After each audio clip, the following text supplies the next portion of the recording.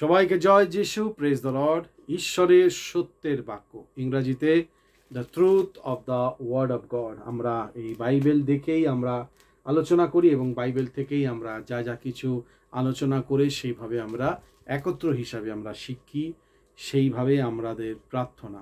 আসুন আমরা প্রার্থনা করি। প্রত্যেকটা আমার ভ্রাতা ও ভগ্নীগণকে, প্রত্যেক জনকে তুমি আশীর্বাদ করো, সত্যটা তুমি তাদের জীবনে রাখো, তারা যেন জেনে তোমার সাথে চলতে পারে। ধন্যবাদ জানাই। আমাদের প্রার্থনা শুনলে যিশুর নামে চাইলাম, আমেন।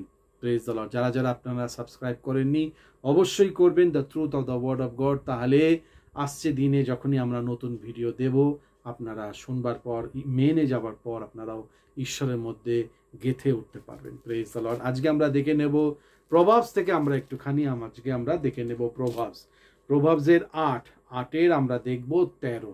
প্রভাবসের 8-8 13। প্রথমে ইংরেজিতে বলে দেবো, তারপর চেষ্টা করব বাংলায় বলবার। প্রথম দেখব প্রভাবস 8-13।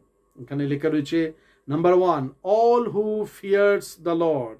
নাম্বার 1, ঈশ্বরের মধ্যে যদি আমরা থাকি, ঈশ্বরের ভয় খুব খুব খুব প্রয়োজনীয়, দরকার। ঈশ্বরের ভয়। কেমনি করে ঈশ্বরের ভয়?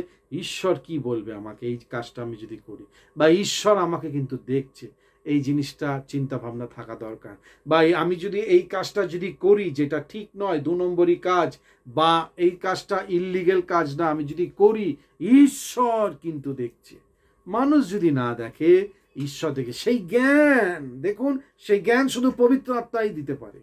তো ব্যাপার হচ্ছে সেই জ্ঞানটা যেন আমার মধ্যে যেন চলে আসে। নাম্বার 1, প্রভাবস 8:13 কি বলছে? All who fears the Lord, all who fears the Lord, যারা যারা ঈশ্বরের ভয় কে মেনে চলে। এবার প্রশ্ন হচ্ছে, আমার মধ্যে কি সেই ঈশ্বরের ভয় রয়েছে না মানুষের ভয় রয়েছে? কোনটা? প্রশ্ন। মানুষ কি বলছে সেইটার আমার জন্য সব থেকে গুরুত্বপূর্ণ, না ঈশ্বর যেটা আমাকে বলছে সেইটা আমার জন্য গুরুত্বপূর্ণ? দেখুন, তাহলেই ঈশ্বর আপনার মধ্যে আমার মধ্যে কাজ করবে, নয়তো আমরা বেকার সময় নষ্ট করছি। All who fears the Lord will hate evil, এই হয়েছে উত্তর। এবার প্রশ্ন হয়েছে, আমি যদি ঈশ্বরকে যদি ভয় করি, তাহলে ইভিল, বাজে অন্ধকারের জিনিস বা অন্ধকারের জগতে যা যা কাজ আছে, সেই সবকে আমি ঘৃণা করব। এবার প্রশ্ন হয়েছে, অন্ধকারের কি কি কাজ আছে যেটা ঘৃণা করতে হবে? দাদা একটু যদি বলে দাও বিশ্লেষণ করে। নাম্বার 1, মিথ্যে কথা, অন্ধকারের কাজ। 2 নম্বরই কথা, অন্ধকারের কাজ। নোংরা চিন্তা ভাবনা, অন্ধকারী কাজ। কাউকে রেগে কথা বলা, গালাগালি দেওয়া, অন্ধকারী কাজ। কাউকে অভিশাপ দেওয়া, অন্ধকারের কাজ। চুরি চামারি করা, অন্ধকারের কাজ। দেখুন, তো সেই হয়েছে ব্যাপার। Proverbs 8:13, all who fears the Lord hate evil. আমি যদি বলি আমি ঈশ্বরের মধ্যে রয়েছি, কিন্তু যা যা আমি বললাম সেই সব যদি এখনো করছি, আমি এখনো ঈশ্বরের সন্তান ঠিক মতন হয়ে উঠতে পারিনি। এই হয়েছে ব্যাপার।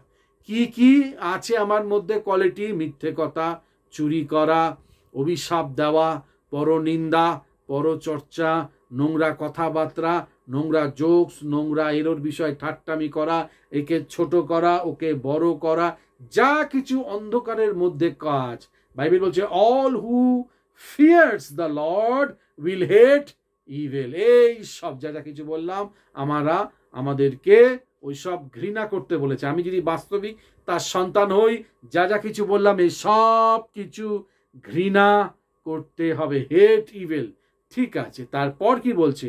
দেয়ারফোর, তথাপি, আই হেট প্রাইড। এইবার দেখো, বাইবেল ডাইরেক্ট বলে দিচ্ছে, আমার মন্তব্য বলে তো কোনো লাভ নেই। বাইবেল বলছে দেয়ারফর আই বলতে কে? সদা প্রভু, পুরো বিশ্ব ব্রহ্মাণ্ডকে সৃষ্টিকর্তা। আই হেট প্রাইড, অহংকার, আমি অহংকারকে ঘৃণা করি। একটা জায়গায় লেখা রয়েছে, অহংকারী আত্মাকে আমি জ্বলিয়া ধ্বংস হয়ে গেলাম। অহংকারীর আত্মাকে বলছে। তো নাম্বার 1, ঈশ্বর ঘৃণা করে কিসে? অহংকার। আমার কাছে কোনো কিছু নেই, কিন্তু আমি এই রকম অহংকারের মধ্যে রয়েছি আর চলছি দেখুন, কিন্তু ওইটা থাকবার পর আমি ভাবছি আমি ঈশ্বরের সন্তান। সত্যটা যেন এখান থেকে বাইবেল যেন আমাদের সাথে কথা বলে, আমি যেন বোকা যেন না হয়ে থাকি, তাই না?